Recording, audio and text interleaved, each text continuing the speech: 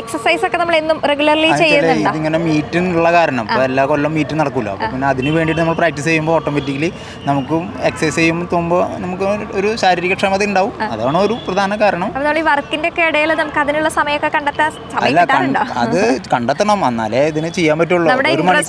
നമ്മുടെ പാഷൻ അല്ല, അപ്പോൾ നമ്മൾ സമയം ഉണ്ടാക്കി നമ്മള് ജീവിതാവസാനം വരെ എത്ര 90 വയസ്സ് വരെയൊക്കെ ഇതിന്റെ മത്സരങ്ങളുണ്ട്, 5 വയസ്സ് ഗ്യാപ്പിൽ. അപ്പൊ നമുക്ക് പറ്റുന്നിടത്തോളം വരെ ചെയ്യാം, നമ്മുടെ ഒരു സംതൃപ്തിക്ക് വേണ്ടിയിട്ട്. ഇത് സർട്ടിഫിക്കറ്റ് കിട്ടിയാലൊന്നും വലിയ ഗുണമൊന്നുമില്ല, നമുക്ക് ജോലി അങ്ങനെ സംഭവമൊന്നുമില്ലല്ലോ. പക്ഷേ നമ്മുടെ ഒരു ആത്മാർത്ഥത സന്തോഷത്തിന് വേണ്ടിയിട്ട് ഇത് ചെയ്യുന്നു. അതെ, നമ്മുടെ സന്തോഷം നമ്മളിങ്ങനെ ഇതുപോലെ പറഞ്ഞ പോലെ നമ്മളിങ്ങനെ എനർജറ്റിക് ആയിരിക്കും. അതിനുള്ള കുറച്ച് അച്ചീവ്മെന്റ്സ് ആണ് ഇങ്ങനെയുള്ള മത്സരങ്ങൾ. സമ്മാനം കിട്ടുമ്പോൾ ഒരു സന്തോഷം.